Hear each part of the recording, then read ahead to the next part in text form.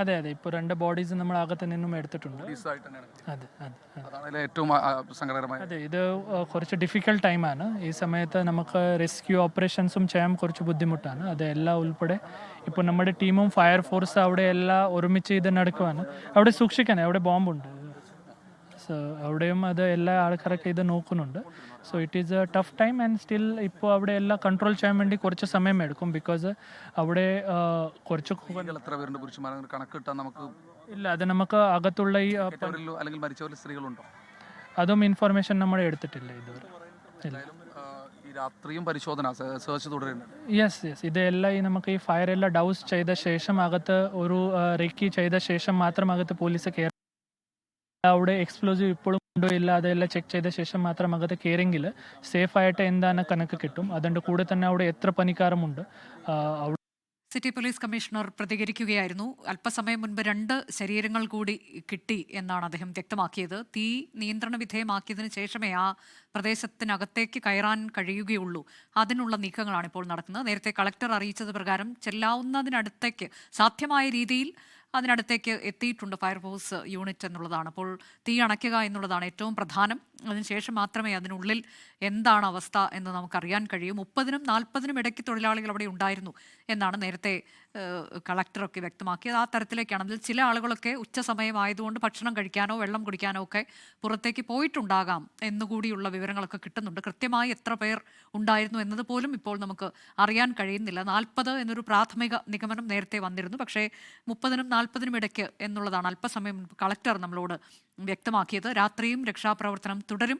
അതിനുവേണ്ടി ലൈറ്റുകൾ കൊണ്ടുവരുന്നു. കൂടാതെ ഡ്രോൺ ഇതിനോടകം തന്നെ അങ്ങോട്ടേക്ക് എത്തിച്ചിട്ടുണ്ട്. കൂടാതെ തെരച്ചിലിനായി റോബോട്ടുകളെ അല്പസമയത്തിനകം അങ്ങോട്ടേക്ക് എത്തിക്കും. അങ്ങനെ രക്ഷാപ്രവർത്തനം എന്നുള്ളത് വലിയ മുൻഗണന ആയി തന്നെ കാണുകയാണ്. നാടിനെ സംബന്ധിച്ച്, നമ്മളെ സംബന്ധിച്ച് ഏറ്റവും ദുഃഖകരമായ മറ്റൊരു ദിവസം കൂടിയാണ് ഇന്നിപ്പോൾ ഈ ദുരന്തത്തോടെ ഉണ്ടാകുന്നത്. മുണ്ടത്തിക്കോടാണ് വലിയ ദുരന്തമുണ്ടായത്. അടുത്ത ദിവസം തൃശ്ശൂർ പൂരത്തിന് വേണ്ടി ഒരുക്കി വെച്ച വെടിക്കെട്ട്, ആ വെടിക്കെട്ട് പുര, അതൊക്കെ ഉണ്ടാക്കുന്ന പടക്കപ്പുരയ്ക്കാണ് തീ പിടിച്ചത്. 1ലേറെ പടക്കപ്പുരകൾ അവിടെ ഉണ്ടായിരുന്നു. ആ പടക്കപ്പുരകൾ പൂർണ്ണമായി കത്തി നശിച്ചു എന്നതാണ്.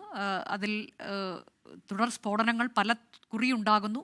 അതും രക്ഷാപ്രവർത്തനത്തിനൊക്കെ വലിയ വെല്ലുവിളിയായി മാറി.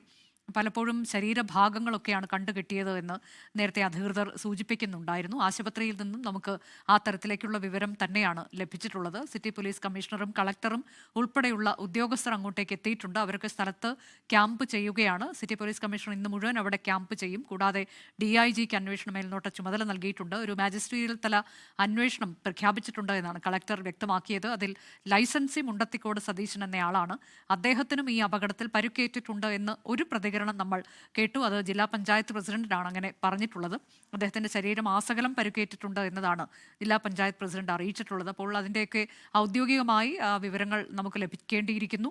ഇപ്പോൾ മരിച്ച ആളുകളുടെ വിശദാംശങ്ങളൊന്നും ഇനിയും കിട്ടിയിട്ടില്ല. അതും കിട്ടാനിരിക്കുന്നതേ ഉള്ളൂ. പരുക്കേറ്റവരിൽ അവരുടെയൊക്കെ ആരോഗ്യനില എങ്ങനെയാണ്? ചിലരുടെ ആരോഗ്യനില അതീവ ഗുരുതരമാണ് എന്ന വാർത്ത പുറത്തു വന്നിരുന്നു. തൃശ്ശൂർ മെഡിക്കൽ കോളേജിലേക്കാണ് അതീവ ഗുരുതരാവസ്ഥയിലുള്ളവരെ എത്തിച്ചിരിക്കുന്നത്. മറ്റ് ആളുകളെ, പരിക്കേറ്റവരെ അടുത്തൊരു സ്വകാര്യ ആശുപത്രിയിലേക്ക് കൂടി കൊണ്ടു ചെന്നെത്തിച്ചിട്ടുണ്ട് എന്നാണ് ലഭിച്ചിട്ടുള്ള വിവരം. സേവ്യർ ചിറ്റിലപ്പള്ളി MLA ഒക്കെ നേരത്തെ അങ്ങനെയാണ് നമ്മളോട് പറഞ്ഞത്. ഒപ്പം തന്നെ മന്ത്രി VN വാസവൻ, അദ്ദേഹം അല്പസമയത്തിനകം ഈ അപകടം നടന്ന പ്രദേശത്തേക്ക് എത്തിച്ചേരും. മുഖ്യമന്ത്രി ഈ വിഷയത്തിൽ ഇടപെട്ടിട്ടുണ്ട്. ചികിത്സയ്ക്ക് വേണ്ടിയുള്ള എല്ലാ സജ്ജീകരണങ്ങളും ഒരുക്കാൻ നിർദ്ദേശം നൽകുകയും ചെയ്തിട്ടുണ്ട്. ഒപ്പം മരണമടഞ്ഞവരുടെ കുടുംബാംഗങ്ങളെ അദ്ദേഹം അനുശോചനം അറിയിക്കുകയും ചെയ്തിട്ടുണ്ട്.